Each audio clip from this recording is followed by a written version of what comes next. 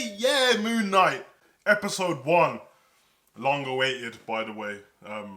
Feel like we've seen the trailer for it ages ago, and I feel like the announcement for Moonknight was a long time ago. But we've had the first episode in the bag now. Very happy with it. I must say straight off the bat, because I've been watching all the Disney series back anyway, because why not? Out of all of the episodes, the Disney series is what we had so far. Marvel, for me, and obviously I've just watched it. Like I watched it about an hour ago. This might be the best first episode there's been. I am immersed in this from the start. The acting from Oscar Isaac, obviously main character.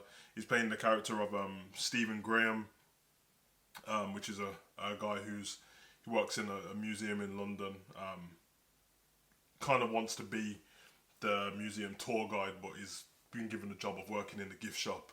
And the way the program picks up straight away, like I said, it immerses you straight into the life he's got, because I don't really want to spoil it too much. I kind of want everyone to watch it for themselves.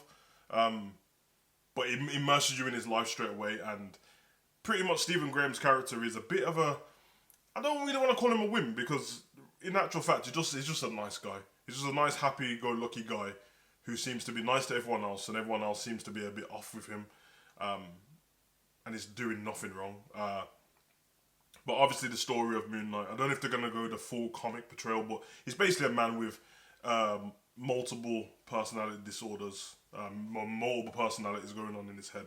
Now, I'm not going to go into all the stuff, because for the people who haven't read the comic yet, it's going to be a nice surprise for you to find out down the line. But in this first episode, we come across the Stephen, I think his name's Stephen Graham. I might have got that wrong, because I know Stephen Graham's one of my favourite actors, but the character of Stephen, who's the guy from London, works in a museum, and is a bit more soft-hearted.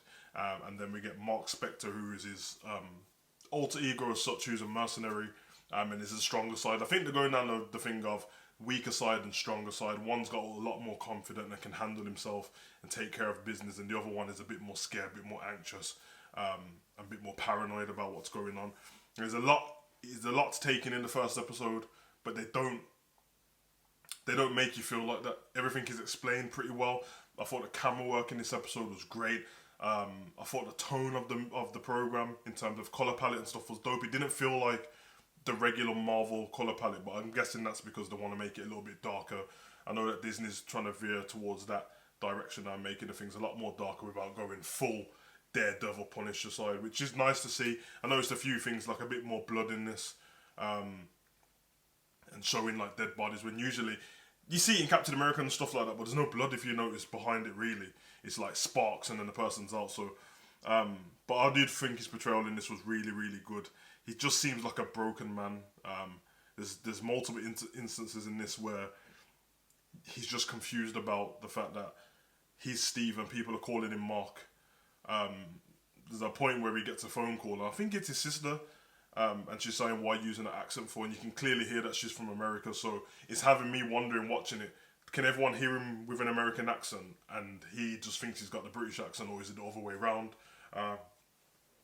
It's very hard for him to take in. You feel instantly sorry for the guy. You care for this character instantly, which is a great thing to do. It's going to be interesting to see, based on the comics, if to bring in any more personalities, because obviously they have, I think his name's Jake. His other personality is like a cab driver and collects information and stuff, so it'll be very interesting.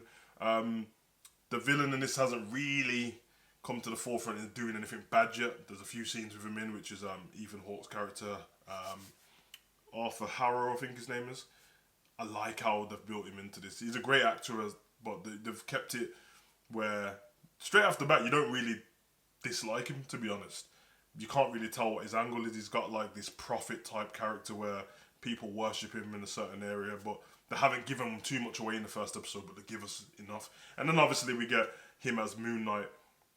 There's a part in the program towards the end where he's being chased around the museum by these Egyptian figureheads, and he sees Marc in the mirror, which is himself, but it's talking back to him in a completely different way, and he's basically saying, "Let me take over the personality, and then he can handle the business," which he does, and kick some ass, which was very nice to see.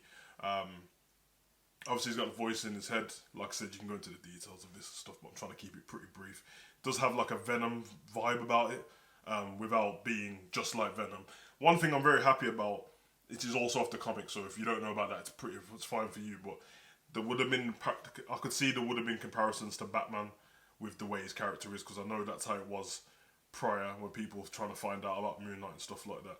Mainly because the original Steven is like a playboy, he's like a billionaire playboy, just like Batman, like Iron Man. So in this, they've kept him as working in a museum. He doesn't seem to be really rich or anything. He's living in a regular place.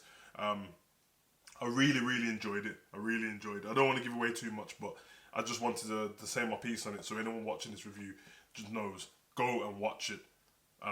It's very interesting. I've probably left off loads of bits, but I'm just getting into it myself, and I've tried to take away stuff I know from the comic and then watch it on its own. And one thing what is great, which it doesn't matter for somebody like me, but for a regular casual watcher of these kind of programs, or someone who comes in and out, this is the most dismembered from the Marvel Cinematic Universe we've been in a program. It's only the first episode, so for all I know, they can throw 2 Easter eggs in the next one and it connects everything together. But it doesn't feel, you could watch this and not watch any other Marvel program so far, and it wouldn't make a difference. Whereas all the other ones, Hawkeye, Loki, Falcon and Winter Soldier, WandaVision, they're all immersed in the Marvel Cinematic Universe, and you take stuff from the different movies and put them together. This one, it's a standalone. I like the supernatural elements of it. It has a bit more. I don't get scared of programs, but I can see where it's a bit jumpy and stuff like that. It's really nice to see. So I'm gonna leave the review there because I don't really want to go longer than 10 minutes or anything like that. But let guys, go and watch it first. Come back, watch the review. Let me know what you think in the comment section, and we'll chop it up for sure. I've been your boy Savage. Comment, like, subscribe, and share. Run.